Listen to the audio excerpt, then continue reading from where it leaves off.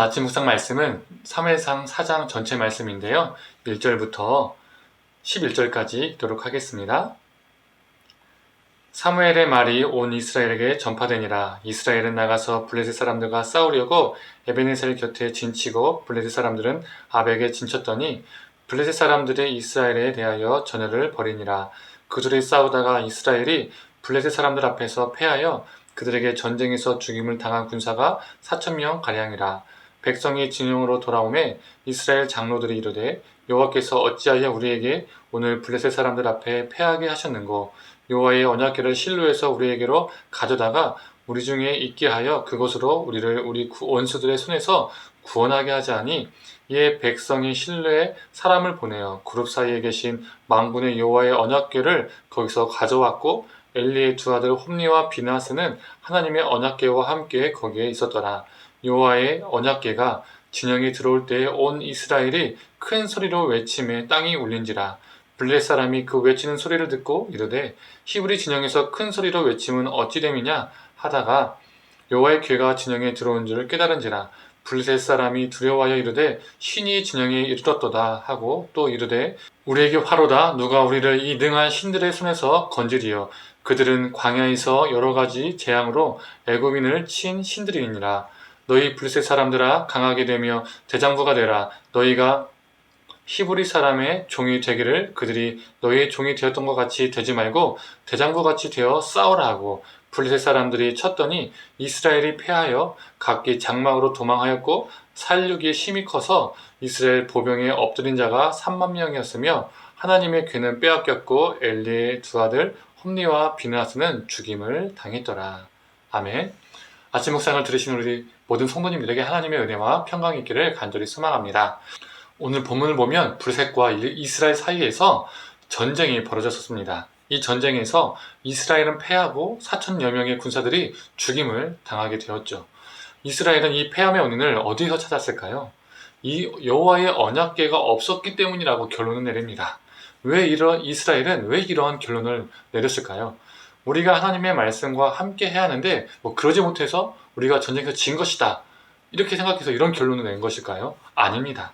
그 당시 고대 전쟁은요 단순히 나라와 나라 또 민족과 민족의 전쟁이 아니었었습니다. 신과 신의 전쟁이었습니다. 그래서 전쟁을 할 때 각 민족들은 자신들이 믿는 신의 신상을 가지고 전쟁터에 나갔었습니다. 그런데 이스라엘에게는 여호와 하나님의 신상이 있습니까? 없습니다. 십계명에서 어떠한 형상이라도 주저하지 말고 새기지 말라라고 금지하고 있죠. 이스라엘에게는 신상이 없습니다. 그래서 이스라엘은 전쟁을 할 때에도 다른 민족과 달리 신상 없이 전쟁을 했던 것이죠. 블레셋과의 전쟁에서도 마찬가지였습니다. 그런데 블레셋과 전쟁에서 블레셋이 이기고 이스라엘이 지게 됩니다. 그래서 이스라엘이 내린 결론은 저 블레셋은 자신들이 믿고 있는 신, 다곤의 신상을 가지고 나와서 싸웠기 때문에 이긴 것이고 우리에게는 그 신상이 없기 때문에 진 것이다 라고 생각했던 것이죠. 이스라엘에게는 신상이 없으니까 다음 싸움 때는 무엇을 가지고 나가자 라고 말한 겁니까? 바로 여호와 하나님의 언약궤입니다.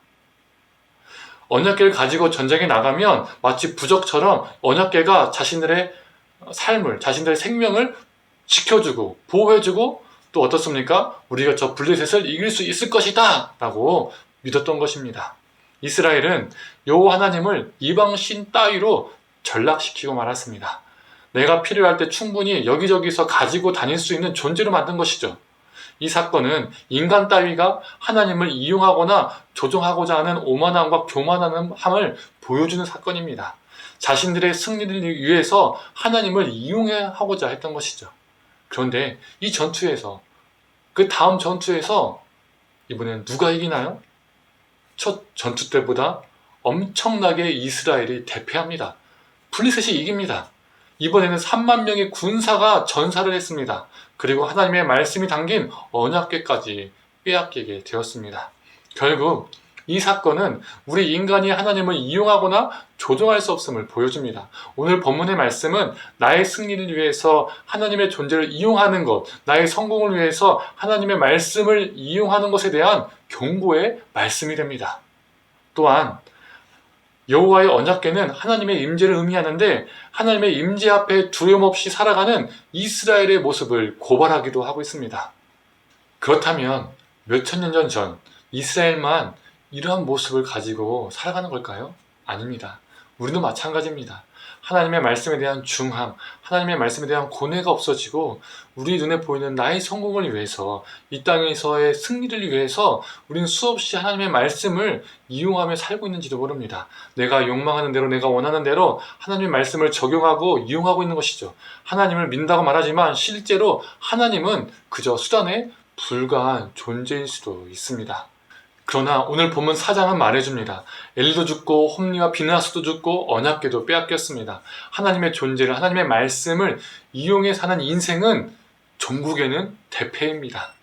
겉으로는 그럴싸해 보이고 칭찬도 받고 신앙이 좋은 사람이라고 인정도 받을 수 있으나 하나님은 그 사람의 중심을 아시는 것이죠. 그래서 그러한 인생은 종국에는 넘어지게 됩니다.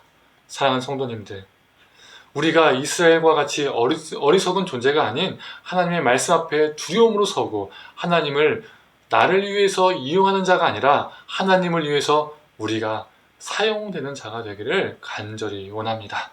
그래서 내가 승리하는 인생이 아니라 하나님의 승리를 맛보아 살아가는 저와 우리 성도님 되기를 간절히 소망합니다. 함께 기도하겠습니다. 하나님, 자신들의 승리를 위해서 하나님의 말씀을 이용하는 이스라엘, 또 자신들의 그 승리를 위해서 하나님을 이방신처럼 전락시킨 이스라엘, 그 이스라엘의 모습이 우리의 모습은 아닌지 돌아보게 하여 주시옵소서. 이 땅에서 승리를 위해서, 성공을 위해서 하나님의 존재를, 하나님 말씀을 이용하며 우리가 추락펴락하며 살고 있지는 않은지요. 하나님, 우리를 긍휼히 여겨주시고 불쌍히 여겨주시고 용서하여 주시옵소서.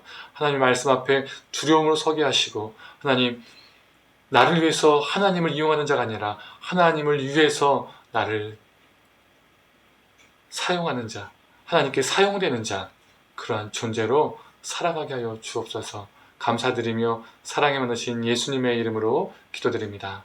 아멘.